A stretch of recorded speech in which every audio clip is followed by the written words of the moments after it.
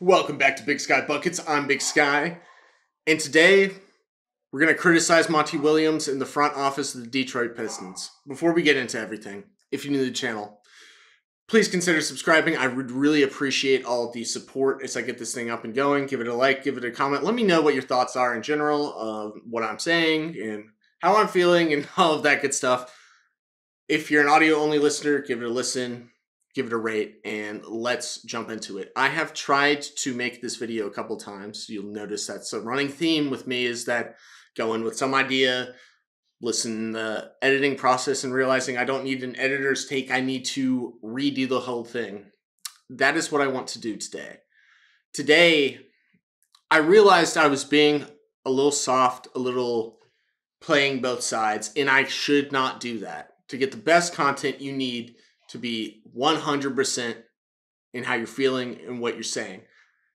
I think Monty Williams was the worst coaching hire for this team with the roster that they have. There are too many veterans on this team. Half of them haven't even played a game because they are injured. And that is only going to make this rebuild worse when Monty Williams decides he wants to play older players over younger players. The good of this team, Ausar Thompson and Jalen Duren, have been holding it down. Jalen Duren is now out with injury, which means that it's going to be even worse. And you've seen that over the course of games. These guys can't catch a break. They cannot get a win. They're on a double-digit losing streak. It is rough.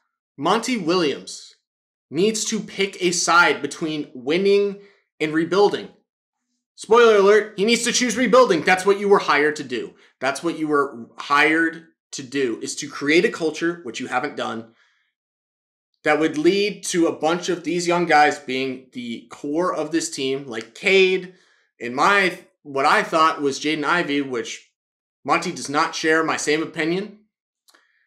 Ausar, I think, should have a really good chance to be a long-term core part of this team, but I sometimes it's hard to tell with the way that Monty wants to run rotations, where he'd rather play Kevin Knox, who was basically out of the league this offseason until he basically got a veteran minimum, which Monty Williams has this problem.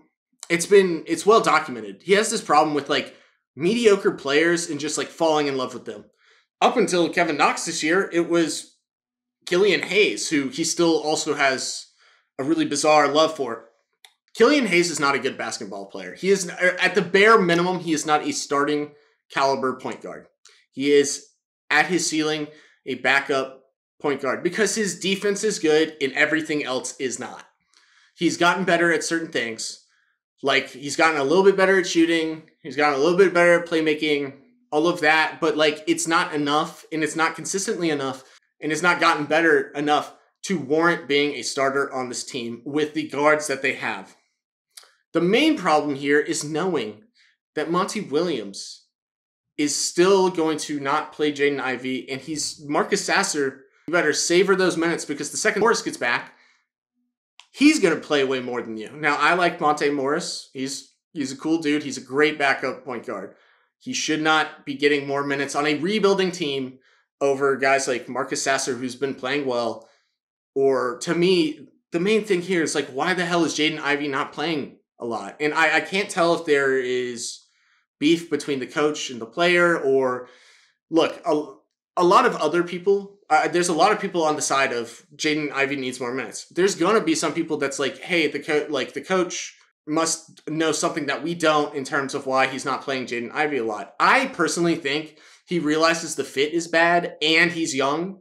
So he can only deal with so many young guys in the starting rotation, in terms of there's a lot of the shooters are hurt in Ausar, and he's going to lose minutes once those vets get back. Let's just be real.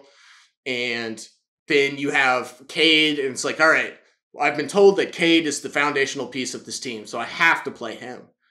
But I'm sure deep down he would love to play Alec Burks as well. Like, that's the thing about Monty, is I really wanted to be like, okay, he's going to help develop, but he's coming from competing for championships, or at least competing in the playoffs, to starting basically at the bottom all over again. And that's not any fault exactly of the front office. That is a lot of unfortunate events that happened. Cade going out that whole year when they could have really, like, Cade and Jaden Ivey could have really meshed and figured out how their fit would work, because I still think it's about, if their fit works, no matter how much you struggle, eventually once they find that, the ceiling's going to be very high for this team. The problem is it's not happening. It's not happening at all for the most part. Jaden Ivey is getting so little minutes that it's like, it just feels like they want to have him be a role player or like a spot up shooter, which is not his strength, never has been.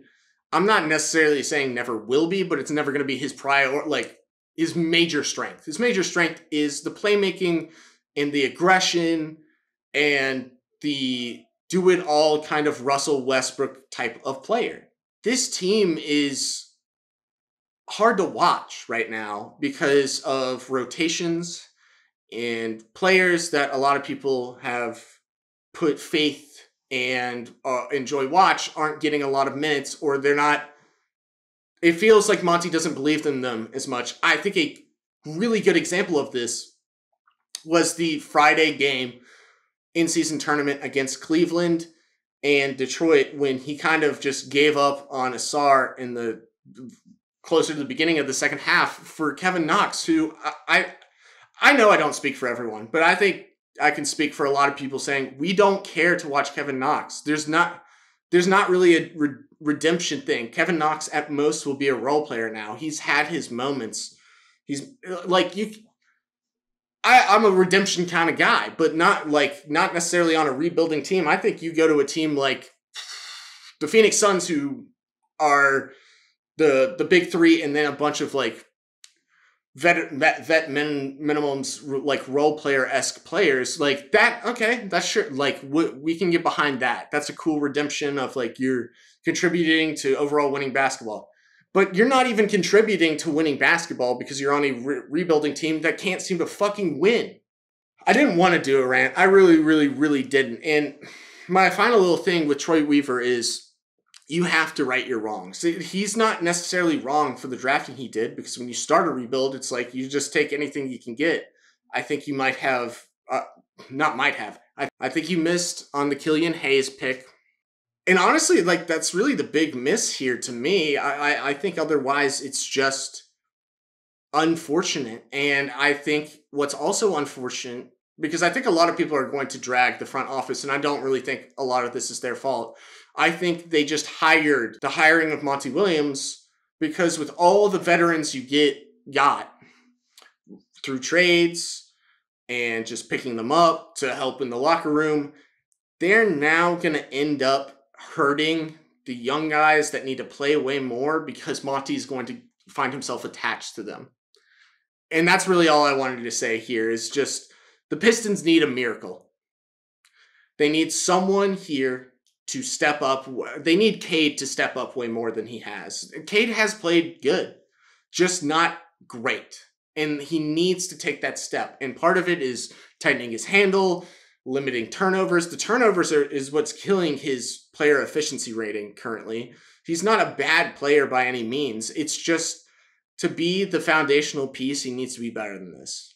And I think that will solve a lot of problems. But there's only so much you can solve by. You can't fire Monty. He's now the highest paid coach in the league, but this team lacks fun currently. It's kind of feels like doom and gloom vibe, because this is the fourth year now, like, where you're just off to an absolutely atrocious start. Absolutely terrible. And all, like, you just got to pray to someone above, God, whoever it is, that something here changes. Whether it's Monty's mind to finally rebuild and trust the young guys, allow them to make mistakes, allow Jaden Ivey, allow Marcus Sasser, allow Cade and Asar, all of them to play together, see how that gels. You also got to pray to God that if Jalen Duren comes back, maybe this will solve itself. Maybe it's simply that he is the best player on this team, and losing him has just fallen into this landslide into hell, put simply. But that's what I got for you guys today. The Pistons do need a miracle. And if you're new to the channel, consider subscribing, give it a like, give it a comment. Let me know how you feel about the Pistons. Do they need to find another generational talent in the draft to build around? Is it on Monty? Is it actually not on Monty and it's on the players and I'm being too hard on Monty in general? Or is it the front office? Let me know down below. And I will see you guys tomorrow talking about, I'll figure it out before tomorrow. Peace.